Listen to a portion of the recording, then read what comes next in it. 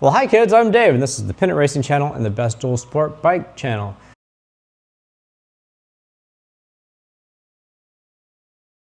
Today, it's a video about how the powerlips intake came about. And it came about from my friend in England, Bob, who works for a larger sports car company, one of the famous ones, but he asked me don't share the name because what he was doing over there, he probably wasn't supposed to be doing. And I go, okay, that's cool, that makes sense. Anyhow, I've known Bob forever. When I lived over there in 1999 on the International Jet Ski Racing Tour and so forth, and working with intake stuff for Formula One. Yeah, we met and we just friends forever. So this is how it came about. So Bob designs intake stuff for this company for the R&D department.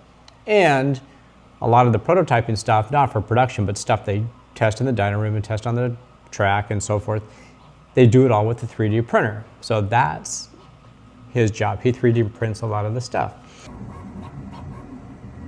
What he said one day was, he said, hey man, you know, I'm doing all this stuff for the cars and it's, you know, we have all this killer software and everything. And, you know, it's so interesting how the length and the shape of the track affect things so much, and even the intake bell shape really affect things so much. And I was looking at my bike, they had the Euro boot over there, which is what you have here. Comes on your 450 XWF or whatever, those bikes, the off-road bikes, and it also comes on the European version of the 500s, and that's this here.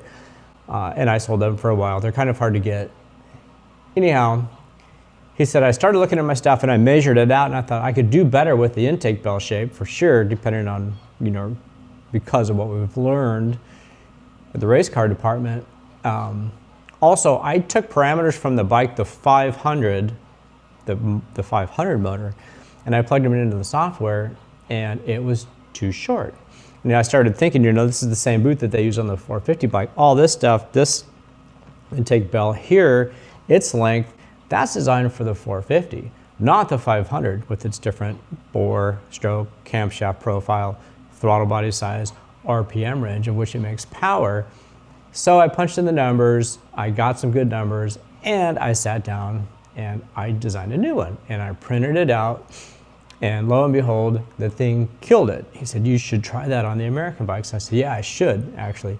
That's pretty good. But you know, this stuff with, how do you do it? You know, he's, no, we do it on the 3D printer. I go, isn't that a problem? Said, no, if it was a problem, we wouldn't do it. We have the really good filament. I could send you the really good filament from Europe.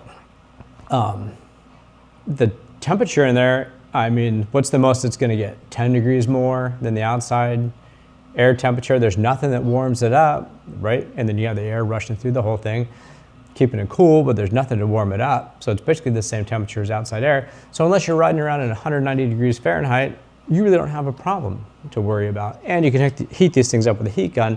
They didn't even start to get squishy until 350. I'm like, cool. You know, what about fuel? He goes, well, fuel doesn't hit it ever, right? That's far off into the throttle body. But you could soak it in a pan of gas overnight if you want, if that's gonna make you feel better. See what happens to it. See if any of the red comes off, see if any color comes off, see if it gets mushy. You know, let it dry back out, inspect it, stand on it. And I said, all right, so I did that.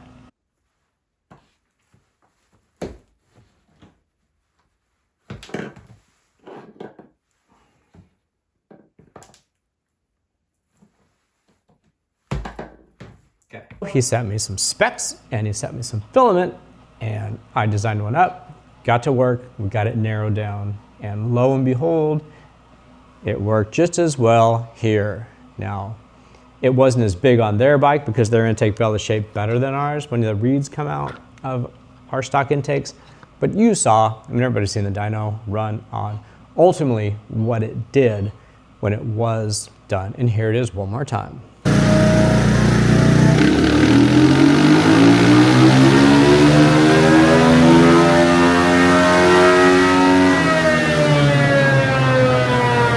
Now let's go through some of the intake shapes and what they did as far as power went. First of all, this is the horrible stock intake shape if you take the reeds out on the new 500s. Here's the boot on the new 350. Here's your reed cage. This has to come out. This stifles 30% of the air going into the motor. It will always, you'll never make any more power than this thing will allow you to put into the engine. And if one of these reed tips breaks off, well, it's game over and you're walking home. So this comes out, you're left with these horrible shapes, which are designed to hold the reed cage. Okay, so we have this disgusting shape here. Well, this versus this Euro intake boot, what did it do on the dyno? See, nice little gain. Of course it should have shown a gain. It's longer, this intake pickup is longer, which was what was needed. It's also, a decently better shape. So of course you're gonna see that gain. Now, interesting things are, this calculation showed that this length even needs to be longer and this could be a better shape. Hence, the lips, when they're in here, they end up being longer, a longer pickup point than this provides. Also, you'll notice this is curved right here for a reason, and they're finding out that the air that comes around the backside can easily come around the backside now and blend and catch in with the incoming air easier, and you end up getting more air, less turbulent than just a sharp edge right here. So that's why this is shaped the way that it is. Interesting points of this thing, this whole deal is, when starting making these things, take a look at these two runs. One was one of the original ones of these, and the other one that's better on the top end, but starting to dip just a little bit in the middle, is the final one that we came up with, which was longer and bigger on the inside. Look at this nice gain.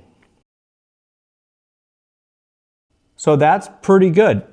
Thing is, that's about as far as you can go before you start noticing a loss in the middle. So that's the cool part about somebody sitting down and really figuring out what's specifically best for your engine configuration. And no one's done that. We've done that. So keep that in mind. Definitely care about how things work for you. Now, we've had this tube before, and the good thing about this tube is, when you put them in here, it's still longer. It's longer. It's a better shape. It does what it's meant to do, which is make a strong, smooth bottom end. It will get to the point, it doesn't make any more power than not being in here. Whether this is in here or not on the dyno, no power difference, but this is better on the bottom end, nice to ride. This, however, of course, is stronger through the middle. For some people, they still love this tube because it's nicer for them to ride, especially 500s can get a lot of power.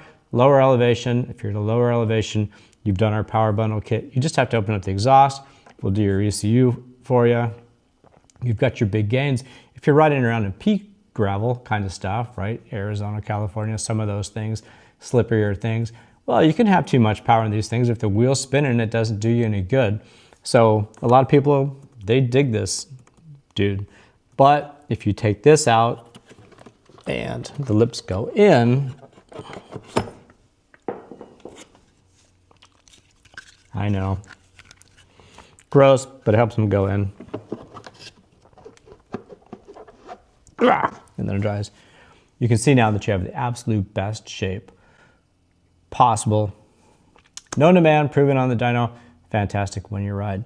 Now, whether it's our configuration, our ECU stuff, and our end cap, or someone else's ECU, aftermarket ECU, FMF pipe, something like that, you're still going to notice the same gain. And actually, the stock air boot with the power lips in them is absolutely the best that you will get. Of course, that's even better than the Euro boot.